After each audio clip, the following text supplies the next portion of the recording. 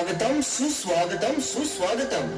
विश्वाला मांगल्याचे वरदान देणारे मंगलमूर्ती श्री गणराय, महाराष्ट्राचे आराध्य दैवत छत्रपती शिवाजी महाराज आणि या चैतन्यदायी गणेशोत्सवाचे जनक स्वर्गीय लोकमान्य टिळक यांना अभिवादन करून किशोर गणेश मंडळ, आदर्श चौक, शिरवळ उपस्थित सर्व गणेश भक्तांचे सहर्ष स्वागत करीत आहे. मंडळ यंदा 34व्या वर्षात यशस्वी पदार्पण करीत असून यावर्षी आपल्यासमोर सादर करीत आहोत सुपर हिरो जगाचे मावळे शिवरायांचे. सुपर हिरो जगाचे मावळे शिवरायांचे. सुपर हिरो जगाचे मावळे शिवरायांचे.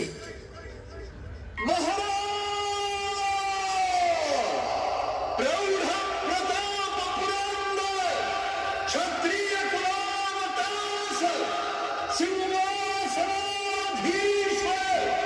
महाराजाधिराज राजा शिवछत्रपती की.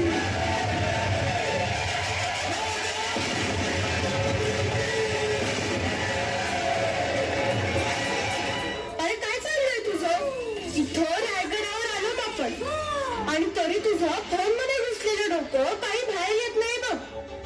तुम्ही तरी कशाला दिला फोन त्याच्या हातात? अगं खूप कटकट करत होता तो, कंटाळलो आणि दिला शेवटी. हे तुमच्या लाडामुळे एवढा मोठा चष्मा लागलाय त्याला. परवा शाळेतून पण तक्रार आली, कोणाशी मैत्री करत नाही, एकटा एकटा राहतो, लक्षही नसता वर्गात म्हणे. आणि जरा आवाज चढवला की ते उद्धटासारखं उलट उत्तर देतो किंवा मुसू मुसू रडायला तरी लागतो. पाटील डॉक्टर म्हणत होते हे सगळं त्या फोनमुळेच होतंय. ए माझ्या एकट्याचाच नाही, तुझाही फोन तितकाच असतो त्याच्या हातात. याहू! Go Iron! Go! झालं, आता फक्त शेवटची वेळ. इथे रायगडावर येऊन निसर्ग सौंदर्य पाहण्याऐवजी सगळं लक्ष त्या फोन मध्ये. हा फोनच त्याचा सगळ्यात मोठा शत्रू आहे. अरे ना, तो फोन इकडे दे. अगं याला काही अर्थ आहे का आई? फायनल स्टेज मध्ये होतो ना मी, थोडी तरी अक्कल चालवायचीच ग. अरे ही कुठली पद्धत झाली आपल्या आईशी बोलायची? ओ तुम्ही नका शिकवणार का मला? वर्क फ्रॉम होम करताना दिवसभर त्या लॅपटॉप समोर बसलेले बघितलंय मी तुम्हाला. अरे अरे ना,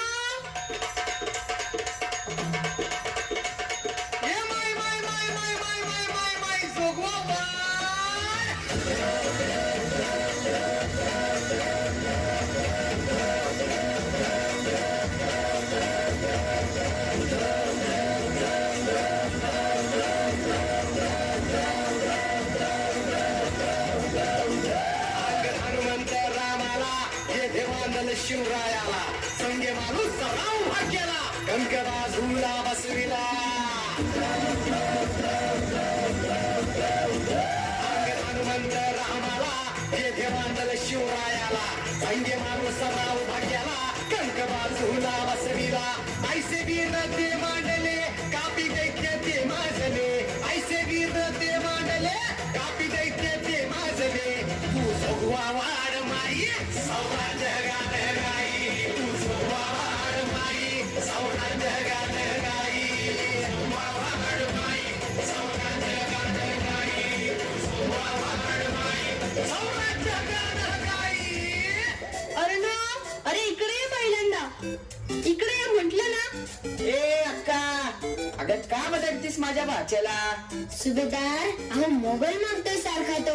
सरसेनापती मला एक सांगा, हा मोबाईल कोणाचा? अहो आई बापाचा. आपल्या आडनावच्या हातात दिला कोणी? आई बापानं. स्वतःला काम असलं की पोराला गप बसवायला या डबड्याचा उपयोग केला कोणी? आई बापानं.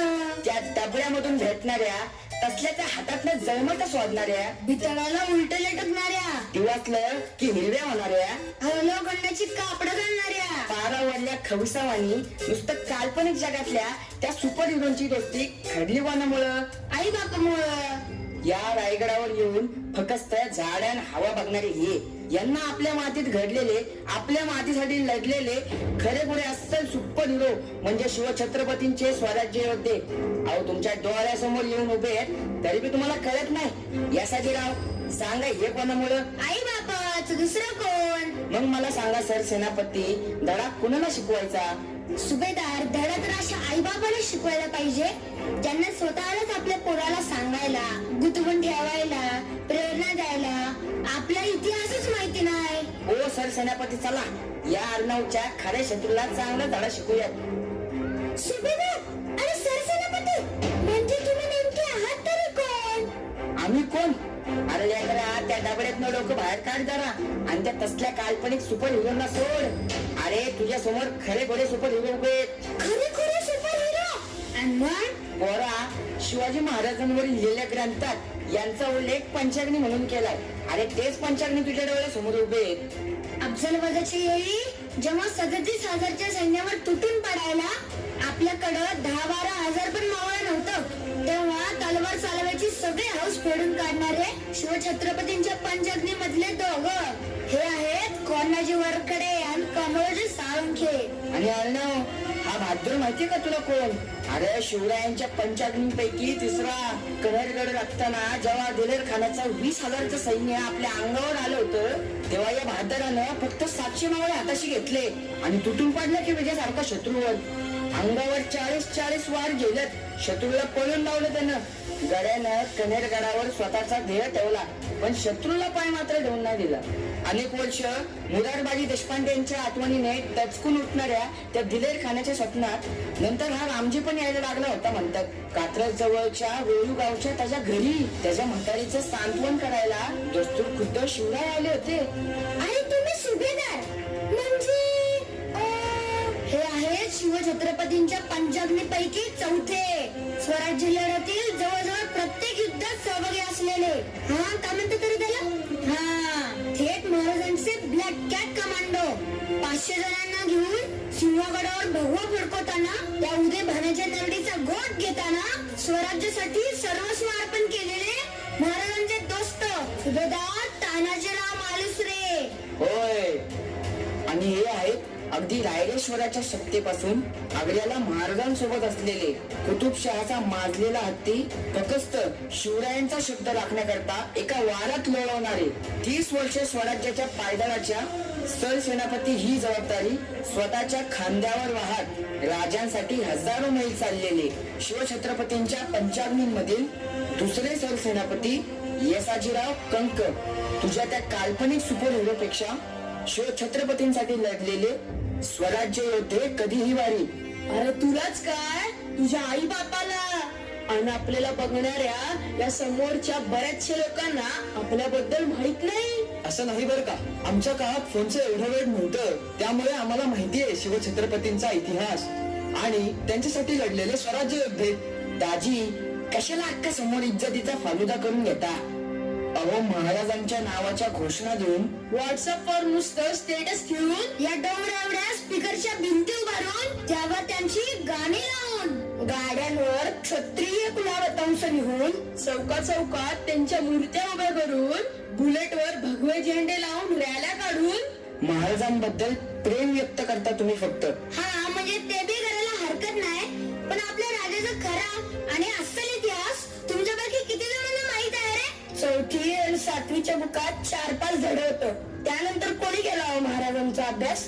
या मातीबद्दल, आपल्या असण्याबद्दल, आपल्या देशाबद्दल प्रेम, अस्मिता, अभिमान निर्माण करण्याचं, आपली संस्कृती जपण्याचं एकमेव माध्यम म्हणजे इतिहास. या नव्या पिढीला नसेल माहिती, पण आम्हाला इतिहासाच्या पुस्तकात भरपूर शिकवलं होतं. हो का? मग महाराजांसाठी आणि या स्वराज्यासाठी ज्यांनी आपल्या कुटुंबातील 3 पिढ्या खपवल्या, अशी स्वराज्य योद्ध्यांची कुटुंब माहीतच असतील की तुम्हाला? म्हणजे तसं नाही हो, थोडं माहितीये. दाजी थांबा, सगळ्यांनाच बोलवतो. काय बोलता? ढाळायचं का सांगा? हो दाजी, तिकडं बघा तिकडं. हो, ते बाजी बांधल बर का. स्वराज्याच्या पहिल्या युद्धात म्हणजे पुरंदरच्या बांधल सेनेचं बळ यांनी स्वराज्य मागं उभं केलेलं. पुढं जावळी स्वराज्य ताणताना या मोहिमेतच धारातीर्थी पडले ते. ही बाजींची 2 मुलं, रायाजी बांदल आणि कोयाजी बांदल. कोयाजी शाहिस्तेवरील छापेच्या वेळेस जखमी झाले आणि पुढे त्यातच देवज्ञा झाली होती त्यांना. आणि रायाजी हे तळेगाव जवळ झालेल्या स्वराज्याच्या युद्धात लढता मारले गेले होते. आणि ही पोरं लहान असताना बाजीप्रभू देशपांडे यांनी बांधलांचं नेतृत्व स्वीकारत पावनखिंडीत महाराजांना वाचवलं. एवढं तरी माहिती असेलच की तुम्हाला राजी. दाजी आता यांना बेटा ते होते तानाजीरावांच्या आधी 3 वेळा सिंहगड घेणारे बापूजी मुदगल देशपांडे आणि ही त्यांची 3 मुलं शिवरायांचे बालमित्र चिमणाजी, बाळाजी आणि नारायणराव. चिमणाजी आणि बाळाजी यांनी शाहिस्त्यावरील छाप्याच्या वेळी गाजवलेल्या कर्तृत्वाबद्दल त्यांना पालखीचा मान मिळाला होता. आणि हे नारायणराव तर पंचहजारी पायदळाचे मनसबदार आणि हा त्यांचा मुलगा केशव नारायण देशपांडे. पुढे जाऊन पुरंदरचा तह मोडल्यावर पुरंदर परत स्वराज्यात आणताना झालेल्या युद्धात स्वराज्यासाठी सर्वोच्च बलिदान दिले होते यांनी.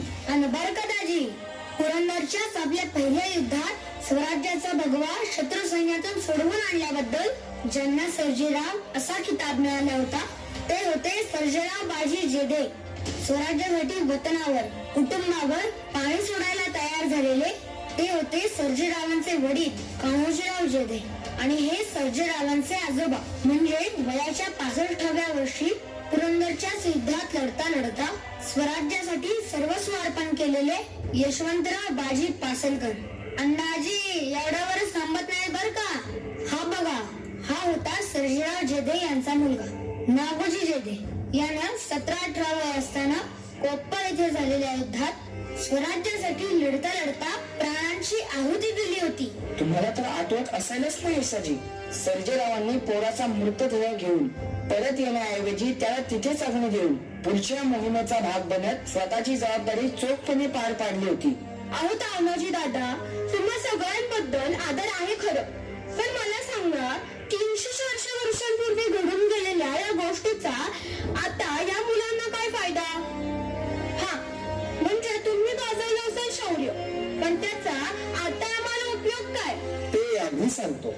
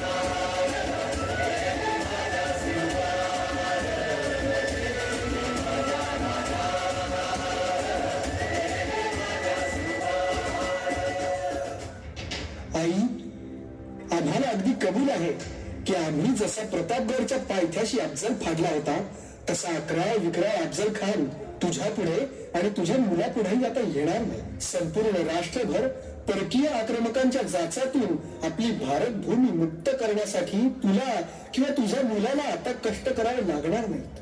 कारण श्रींच्या मनी ते काम आमच्याकडून व्हावं असंच होतं आणि आम्ही ते प्राणप्रतिष्ठेने पारही पाडलं. आमच्या नंतर 100च वर्षात आपल्या संपूर्ण राष्ट्रावर भगवा फडकला. पण त्या अफजलाहून 11 प्रश्न आज तुझ्या पुढे आहेत, या समाजापुढे आहेत. त्यासाठी मात्र तुलाच काहीतरी करावं लागेल. मोबाईलच्या स्क्रीन मध्ये डोकं घुसून बसलेल्या आमच्या या चिमुरड्या मावळ्यांना आम्ही त्यांच्या वयात जसं रामायण महाभारत शिकलो तसं त्यांना आमची स्वराज्य निर्मिती शिकत. डोंगराहूनही मोठं संकट कोसळल्यावर डोकं थारावर ठेवलं तर मात करता येऊ शकते हे त्यांना कळेल. मोबाईल आणि कम्प्युटर गेमिंगशी मैत्री करणाऱ्या आमच्या चिमुरड्या मावळ्यांना आम्ही केलेल्या मैत्रीची ओळख करून दे. फक्त करमणूक करणारे काल्पनिक सुपर हिरो सोडून त्यांना लया लागू देत. आपल्या मातीत घडलेल्या, आपल्या मातीसाठी लढलेल्या ह्या आपल्या अस्सल स्वराज्य योद्ध्यांचा. हे आमचे सवंगडी आहेत, खरे खुरे सुपर हिरोज. काय काय किती किती शिकता येण्यासारखं यांच्याकडनं तुम्हा साऱ्यांना. या माझ्या तानाजीकडून मैत्री कशी निभवायची हे शिकायचं. स्वराज्यासाठी हजारो मैलांचा प्रवास पायी करणाऱ्या या माझ्या येसाजीकडून तंदुरुस्त शरीराचं महत्व शिकायचं. बाजीप्रभूंकडनं स्वामीनिष्ठा शिकायची, तर बहिर्जींकडून हुशारी, कुटुंब आणि नात्या गोत्यांपेक्षा कर्तव्य श्रेष्ठ हे आमचे हंबीरराव महंत शिकवतात. तर शक्तीपेक्षा युक्ती श्रेष्ठ हे शिकवणारे आमचे कोंडाजी फरजंद. जेव्हा महालाची चपळता, तर हिरोजी इंदुरकरांची सर्जनशीलता.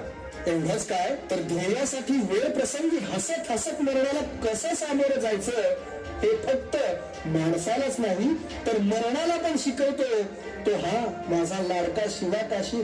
माझ्या चिमुरड्या मावळांना कळू दे, आपल्या लोकांनी त्यांच्यासाठी गाजवलेलं शौर्य समजावून सांग त्यांना.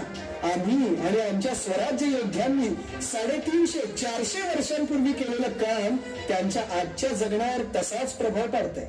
आम्ही आमच्या जिजाऊ साहेबांशी कसे वागलो याच्या गोष्टी सांग त्यांना. त्यातून त्यांचे तुमच्याशी वागणे सुधारे. आपल्या राष्ट्राच्या उद्याच्या तरुणांना म्हणजे माझ्या या चिमुरड्या मावळ्यांना एकदा का या सगळ्याची जाणीव झाली की मग स्वतः विदेशी स्थायिक होऊन आई वडिलांना इथे वृद्धाश्रमात ठेवण्याची विकृत प्रथा बंद होईल. कुठला नवीन व्यवसाय सुरू केला आणि त्यात अडचणी आल्या तर वैफल्यग्रस्त होऊन चुकीचा मार्ग पत्करणारे तरुण लढत राहण्याची वृत्ती असलेले लढवय्ये बनते. तरुणांमधली धरसोड वृत्ती जाऊन एक ध्येय निश्चित ठेवून त्यामागे अविरत प्रयत्न करत राहण्याची प्रेरणा त्यांना मिळेल.